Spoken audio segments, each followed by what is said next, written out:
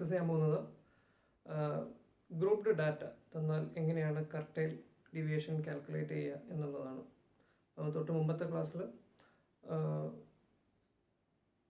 Simple frequency distribution table തന്നാൽ എങ്ങനെയാണ് curtail calculate ചെയ്യുക, അത് ഈവൺ നമ്പർ ആകുമ്പോൾ എങ്ങനെയാണ്, ഓഡ് നമ്പർ ആകുമ്പോൾ കർട്ടൈൽ എങ്ങനെയാണ് കാൽക്കുലേറ്റ് ചെയ്യുന്നത് എന്നുള്ളതൊക്കെ നമ്മൾ കഴിഞ്ഞ 1-2 വീഡിയോയിൽ ഡിസ്കസ് ചെയ്തതാണ്. അപ്പോൾ ഇന്ന് ഫ്രീക്വൻസി ഡിസ്ട്രിബ്യൂഷൻ, അതായത് ഒരു ഫുൾ റേഞ്ച് തന്നിട്ട്, ഒരു ക്ലാസ്സിലെ റേഞ്ച് തന്നിട്ട് അതിൻ്റെ ഫ്രീക്വൻസിയും തന്നാൽ എങ്ങനെയാണ് നമ്മൾ ക്യുമുലേറ്റീവ് ഫ്രീക്വൻസിയൊക്കെ കണ്ടുപിടിച്ച് എങ്ങനെയാണ് കർട്ടൈൽ കാൽക്കുലേറ്റ് ചെയ്യുക എന്നുള്ളതാണ് നമ്മൾ ഡിസ്കസ് ചെയ്യാൻ പോകുന്നത്. ഇതിന് തൊട്ട് മുമ്പ് പറയാനുള്ളത്, നമ്മൾ മീഡിയനിൽ പിന്നെ ഗ്രൂപ്പ്ഡ് ഡാറ്റ തന്നപ്പോൾ എങ്ങനെയാണ് കാൽക്കുലേറ്റ് ചെയ്തതെന്ന് വെച്ച് കഴിഞ്ഞാൽ നമ്മൾ കുറച്ച് ഇക്വേഷൻസ് ഒക്കെ ഉപയോഗിച്ചിരുന്നു. അതിൻ്റെ ഏകദേശം അതേ ഫോർമാറ്റ് തന്നെയാണ്, ചെറിയ മാറ്റങ്ങളേ ഉള്ളൂ. നമുക്ക് നോക്കാം. ഇതിൽ Q1 Q3 നമുക്ക് മെയിനായിട്ട് കാണേണ്ട 2 സംഗതികളാണ് Q1 ആൻഡ് Q3. അപ്പോൾ ഈ കേസിൽ ക്യുമുലേറ്റീവ് ഫ്രീക്വൻസി നമ്മൾ കണ്ടുപിടിച്ച് അതിൻ്റെ കറസ്പോണ്ടിങ് ഫ്രീക്വൻസീസ് ഒക്കെ കാൽക്കുലേറ്റ് ചെയ്ത് നമ്മൾ എന്ത് ചെയ്യും, ഈ ഇക്വേഷനിൽ സബ്സ്റ്റിറ്റ്യൂട്ട് ചെയ്യും അല്ലേ. ഈ ഇക്വേഷനിൽ സബ്സ്റ്റിറ്റ്യൂട്ട് ചെയ്യുന്ന സമയത്ത് Q1 കാണാനുള്ള ഇക്വേഷൻ നമ്മൾ മീഡിയനിൽ പഠിച്ചിരുന്നത് ഇവിടെ n/2 ആണ്. ആ n/2 എന്ന് പറയുന്നത് മീഡിയൻ ആണ്. അപ്പം നമ്മൾ ആദ്യമേ പറഞ്ഞു, കർട്ടൈൽ എന്ന് പറയുന്നത് ടോട്ടൽ നമ്പർ ഓഫ് ഒബ്സർവേഷനെ 4 ഈക്വൽ പാർട്ടായിട്ട് ഡിവൈഡ് ചെയ്യുന്നതാണ്. അപ്പോൾ അങ്ങനെ ഡിവൈഡ് ചെയ്യുമ്പോൾ ഇത് n/4 എന്ന് വരും. അപ്പം L + n/4 minus cumulative frequency divide by frequency of median class into I എന്ന് പറയുന്നത് വിഡ്ത്ത് ഓഫ് മീഡിയൻ ക്ലാസ് ആണ്. Q3 കാൽക്കുലേറ്റ് ചെയ്യാൻ ഈ 3n/4 എന്നുള്ളത് മാത്രമേ ചേഞ്ച് ഉള്ളൂ, ബാക്കിയെല്ലാം മീഡിയനിലെ അതേ ഇക്വേഷൻ തന്നെയാണ്. ഓക്കെ, അപ്പോൾ ഇതിൽ എന്തൊക്കെയാണെന്ന് വെച്ച് കഴിഞ്ഞാൽ L എന്ന് പറയുന്നത് lower limit of median class ആണ്. പിന്നെ അതുപോലെ തന്നെ N എന്ന് പറയുന്നത് നമുക്കറിയാം ടോട്ടൽ നമ്പർ ഓഫ് ഒബ്സർവേഷൻസ് അല്ലെങ്കിൽ sum of frequencies. Cumulative frequency CF എന്ന് പറയുന്നത് ക്യുമുലേറ്റീവ് ഫ്രീക്വൻസിയാണ്, അത് നമ്മൾ അഡീഷണൽ ആയിട്ട് കാണണം. F എന്ന് പറയുന്നത് നമുക്ക് ക്വസ്റ്റ്യനിൽ തന്നിട്ടുണ്ടാവും, frequency of median class. I എന്ന് പറയുന്നത് width of median class. Okay, അപ്പോൾ നമുക്കിത് ഈ 2 ഇക്വേഷൻസ് ആണ് ഇതിൽ പഠിക്കാനുള്ളത്. ഇത് രണ്ടും പഠിച്ചു വയ്ക്കുക. ഇനി ഒരു എക്സാമ്പിൾ, ഒരു പ്രോബ്ലം ചെയ്ത് എങ്ങനെയാണ് കർട്ടൈൽ കാൽക്കുലേറ്റ് ചെയ്യുന്നത് എന്നുള്ളത് നമുക്ക് നോക്കാം. അപ്പോൾ ഇവിടെ നമുക്ക് എന്താണ് ഒരു എക്സാമ്പിൾ തന്നിട്ടുണ്ട്. മാക്സിമം ലോഡും നമ്പർ ഓഫ് കേബിൾസിൻ്റെ ഡീറ്റെയിൽസ് തന്നിട്ടുണ്ട്. 9.3 to 9.7 അപ് ടു 12.8 to 13.2 വരെയുള്ള maximum load, number of cables 2 മുതൽ 1 വരെയുള്ള ക്ലാസിഫിക്കേഷൻസ് നമുക്ക് തന്നിട്ടുണ്ട്. അപ്പോൾ ഇങ്ങനെ റേഞ്ച് ആയിട്ട് തിരഞ്ഞ് ഇവിടെ എന്തോ ആയിക്കോട്ടെ, പിന്നെ മാർക്കാണെങ്കിലും ശരി, പിന്നെ വേറെ എന്തോ ആയിക്കോട്ടെ, തന്നത് റേഞ്ച് ആണോ എന്ന് നോക്കുക. ഇത്ര മുതൽ ഇത്ര വരെ അല്ലേ, ഇത്ര മുതൽ ഇത്ര വരെ എന്നുള്ള റേഞ്ച് തന്നിട്ടുണ്ട്. നമ്പർ ഓഫ് കേബിൾസും തന്നിട്ടുണ്ട്, I mean number of observations frequency തന്നിട്ടുണ്ട്. അപ്പോൾ അങ്ങനെയാണ് ഇത് ഉറപ്പിക്കുന്നത് എന്താണ്, ഗ്രൂപ്പ്ഡ് ഡാറ്റയാണ്. ഗ്രൂപ്പ്ഡ് ഡാറ്റ ആകുമ്പോൾ നമ്മൾ എങ്ങനെയാണ് സോൾവ് ചെയ്യുന്നത് എന്നുള്ളതാണ് നോക്കുന്നത്. അപ്പോൾ ഇതിൽ നമ്മൾ ചെറിയ മാറ്റങ്ങൾ ആദ്യം വരുത്തണം. നമ്മൾ ആദ്യം n കാൽക്കുലേറ്റ് ചെയ്യുക. സിഗ്മ F = 60 എന്ന് കിട്ടി. 60 എന്ന് പറയുന്നത് നമ്പർ ഓഫ് ഒബ്സർവേഷൻസ് ഈവൺ ആണ്. സോ n = ഈവൺ എന്ന് നമ്മളിവിടെ എഴുതിയിട്ടുണ്ട്. ഇനി നമ്മൾ അടുത്ത് ചെയ്യാൻ പോകുന്നത്, നമ്മൾ മീഡിയനിൽ ചെയ്ത പോലെ തന്നെ അടുത്ത് ചെയ്യേണ്ടത് ക്ലാസ് ബൗണ്ടറി കാൽക്കുലേറ്റ് ചെയ്യണം. ക്ലാസ് ബൗണ്ടറി ഇനിയുള്ളതൊക്കെ നമ്മൾ അഡീഷണൽ ആയിട്ട് നമ്മൾ ഡെവലപ്പ് ചെയ്യുന്ന ടേബിളുകളാണ്. ഓക്കെ, അപ്പോൾ ക്ലാസ് ബൗണ്ടറി കാൽക്കുലേറ്റ് ചെയ്യുന്ന സമയത്ത് നമ്മൾ ആദ്യമേ മീഡിയനിൽ പറഞ്ഞതാണ്, തന്നിട്ടുള്ള ഇതിൻ്റെ എക്സിൻ്റെ എന്താണ് ഒരു 0.5 കുറച്ച് അങ്ങേ സൈഡ് 0.5 ആഡ് ചെയ്തിട്ട്, അപ്പോൾ 9.3 എന്ന് 0.5 കുറച്ചാൽ 9.25 ടു അപ്പുറത്ത് 0.5 ആഡ് ചെയ്യുകയും ചെയ്യണം, 9.75. ഓക്കെ, ഇവിടെ 9.75 to 10.25, 10.25 to 10.75, 10.75 to 11.25, 11.25 to 11.75, 9.75 to 12.25, 12.25 to 12.75, 12.75 to 13.25. അങ്ങനെ ക്ലാസ് ബൗണ്ടറി ആയിട്ട് നമ്മൾ എന്ത് ചെയ്യണം, തന്ന ഡാറ്റയെ കൺവേർട്ട് ചെയ്യണം. ഓക്കെ, അങ്ങനെ കൺവേർട്ട് ചെയ്ത് കഴിഞ്ഞാൽ പിന്നെ നമ്മൾ ചെയ്യേണ്ടത് എന്താണ്, ക്യുമുലേറ്റീവ് ഫ്രീക്വൻസി കാൽക്കുലേറ്റ് ചെയ്യണം. ക്യുമുലേറ്റീവ് ഫ്രീക്വൻസി നമ്മൾ എന്ത് ചെയ്യണം, കാൽക്കുലേറ്റ് ചെയ്യണം.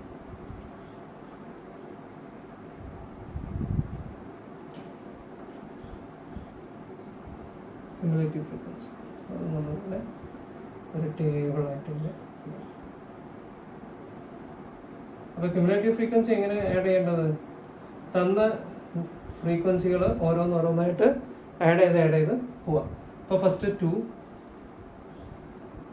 അതിന് മുമ്പൊന്നും ആഡ് ചെയ്യാനില്ലാത്തതുകൊണ്ട് നമ്മൾ 2 ആക്കി. 2 + 5 7, 7 + 12 19, 19 + 17 36, 36 + 14 50, 50 + 6 56, 56 + 3 59, 59 + 1 60.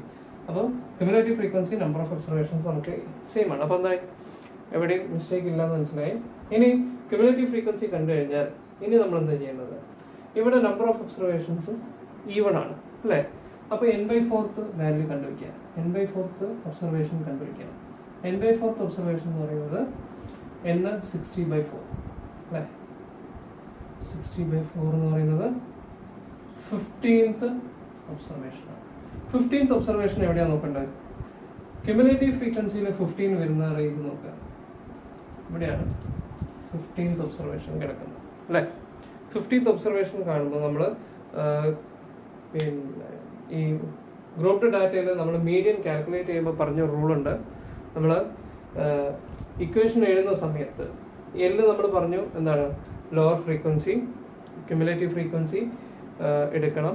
ആ ക്യുമുലേറ്റീവ് ഫ്രീക്വൻസി CF എടുക്കുന്ന സമയത്ത് നമ്മൾ പറഞ്ഞിട്ടുണ്ട് എന്ത്, ഇതിൻ്റെ സാധാരണ നമ്മൾ എടുക്കാറ് ഇതിൻ്റെ സക്സീഡിങ് ഫ്രീക്വൻസിയാണ്. പക്ഷേ ക്യുമുലേറ്റീവ് ഫ്രീക്വൻസി ഗ്രൂപ്പ്ഡ് ഡാറ്റയിൽ നമ്മൾ എടുക്കേണ്ടത് സാധാരണ നമ്മൾ ഈ 19 ആണ് എടുക്കാറ് അല്ലേ. 15 ഏതിലാണ് വരുന്നത് വെച്ചാൽ 7 അല്ല, പക്ഷേ 19 ആണ് എടുക്കാറ്. ഗ്രൂപ്പ്ഡ് ഡാറ്റയിൽ എടുക്കേണ്ടത് 19 അല്ല, 19 പകരം പ്രിസീഡിങ് ഫ്രീക്വൻസി എന്ന് പ്രത്യേകം പറയുന്നുണ്ട്. അപ്പോൾ പ്രിസീഡിങ് ഫ്രീക്വൻസി ഏതെന്ന് വെച്ച് കഴിഞ്ഞാൽ 7 ആണ് ഏത് ക്യുമുലേറ്റീവ് ഫ്രീക്വൻസി എടുക്കേണ്ടത്. അപ്പോൾ ഇവിടെ CF കിട്ടി 7 അല്ലേ. അപ്പോൾ അതിൻ്റെ പിന്നെ ഇതിൻ്റെ കറസ്പോണ്ടിങ് ക്ലാസ് ബൗണ്ടറി എടുക്കണം. ഏതിൻ്റെ, ഈ 19ൻ്റെ ഫ്രീക്വൻസി എടുക്കുമ്പോൾ പ്രിസീഡിങ് ഫ്രീക്വൻസി എടുക്കുമെങ്കിലും ക്ലാസ് ബൗണ്ടറി എടുക്കേണ്ടത് ഈ 19ൻ്റെ കറസ്പോണ്ടിങ് ആയിട്ടുള്ള ഫ്രീക്വൻസിയാണ് എടുക്കേണ്ടത്. അപ്പോൾ അവിടെ L കിട്ടി എത്രയാണ്, 10.25 അല്ലേ. അപ്പോൾ നമ്മളതൊന്ന് ജസ്റ്റ് ഇക്വേഷൻ സബ്സ്റ്റിറ്റ്യൂട്ട് ചെയ്ത് നോക്കാം, അവിടെ ക്ലിയർ ആവുള്ളൂ. Q1 = L + n/4 minus cumulative frequency CF divided by frequency of class boundary into width of class boundary.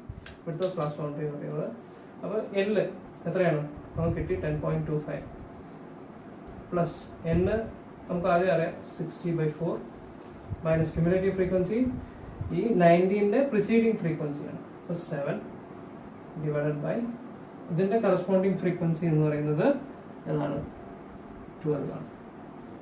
12 into width എന്ന് പറയുന്നത് ഈ ക്ലാസ് ബൗണ്ടറിയുടെ വിഡ്ത്താണ്. 10.25 to 10.75 എന്ന് പറഞ്ഞാൽ 0.5 ആണ് വിഡ്ത്ത് വരുന്നത്. അപ്പോൾ ഇതൊന്ന് സോൾവ് ചെയ്താൽ 10.25 plus 16/4 15 minus 7 divided by 12 into 0.5 അല്ലേ. ആ 0.5 തന്നു. അപ്പോൾ ഇതിന് നമുക്കൊന്ന് എന്ത് ചെയ്യണം, സിംപ്ലിഫൈ ചെയ്യണം. സിംപ്ലിഫൈ ചെയ്യുമ്പോൾ നമുക്ക് കിട്ടുന്നത് 10.25 plus 0.33 ഏകദേശം 10.58 എന്ന് കിട്ടും. ഓക്കെ, 10.58. Q1 എന്ന് പറയുന്നത് ഏതാണ്, 10.58 ആണ്. ക്ലിയർ. അപ്പോൾ ഇതൊന്ന് നമ്മൾ ജസ്റ്റ് ഒന്ന് സിംപ്ലിഫൈ ചെയ്തു. 15 minus 7 എന്ന് പറയുന്നത് 8 ആണ്. 8 into 0.5 എന്ന് പറഞ്ഞാൽ ഏകദേശം എത്ര വരും, 4 വരും. 4 divided by 12 എന്ന് പറയുമ്പോൾ ഏകദേശം 0.33. ഇതൊന്ന് സിംപ്ലിഫൈ ചെയ്താൽ കിട്ടുന്നത് 0.33 എന്നാണ്. അപ്പോൾ 10.25 പ്ലസ് 0.33 10.58 എന്ന് കിട്ടി. ഇനി നമുക്ക് എന്ത് ചെയ്യണം, ഇനി നമുക്ക് Q3 കാൽക്കുലേറ്റ് ചെയ്യണം. അപ്പോൾ നമ്മൾ ഇവിടെ Q കാൽക്കുലേറ്റ് ചെയ്യാൻ ജസ്റ്റ് n/4 ഒബ്സർവേഷൻ നോക്കിയപ്പോൾ 15th ഒബ്സർവേഷൻ എന്ന് കിട്ടി. അപ്പോൾ അതുപോലെ Q3 കാണണമെങ്കിൽ നമ്മൾ എന്ത് ചെയ്യണം, 3n/4 ഒബ്സർവേഷൻ കാൽക്കുലേറ്റ് ചെയ്യുക. 3n/4 ഒബ്സർവേഷൻ എന്ന് പറയുമ്പോൾ 3 into 60/4 ഒബ്സർവേഷൻ ആണ്. ഈക്വൽ ടു 3 into 60 എന്ന് പറഞ്ഞാൽ 180. 180/4. 180/4 എന്ന് പറയുന്നത് ഏകദേശം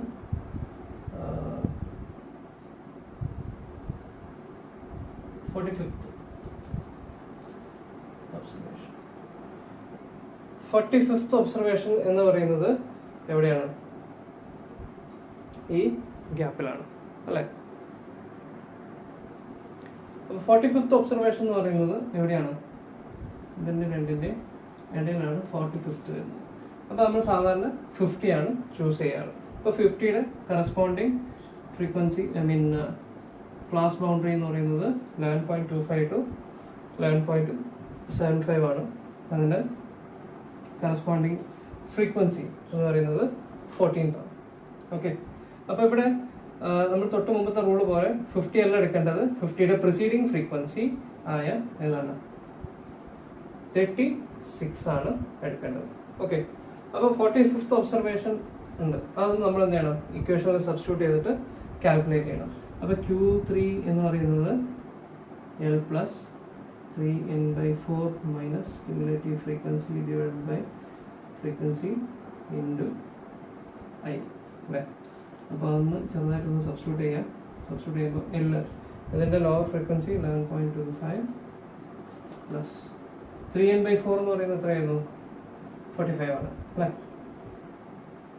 45 minus 36 divided by frequency 14 into 0.5. ഇവിടുത്തെ എന്ന് പറയുന്നത് ഏതാണ്? 0.5 ആണ്.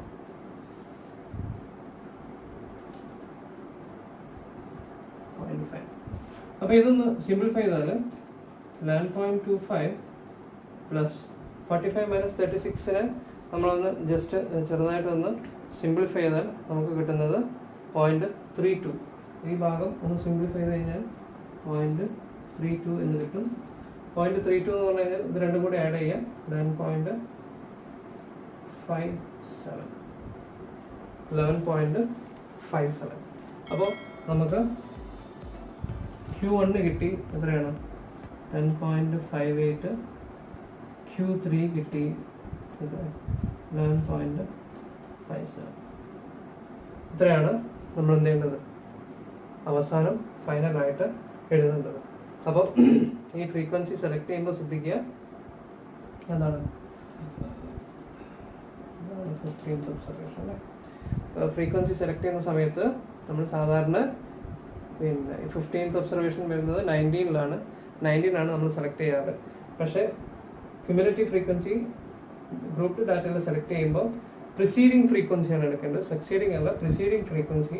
അപ്പോൾ അത് 7 ആണ്. ബാക്കിയെല്ലാം അതിൻ്റെ കറസ്പോണ്ടിങ്, അതായത് ഈ ഒബ്സർവേഷൻ്റെ കറസ്പോണ്ടിങ് ഡാറ്റാസാണ് നമ്മൾ എടുക്കാറ്.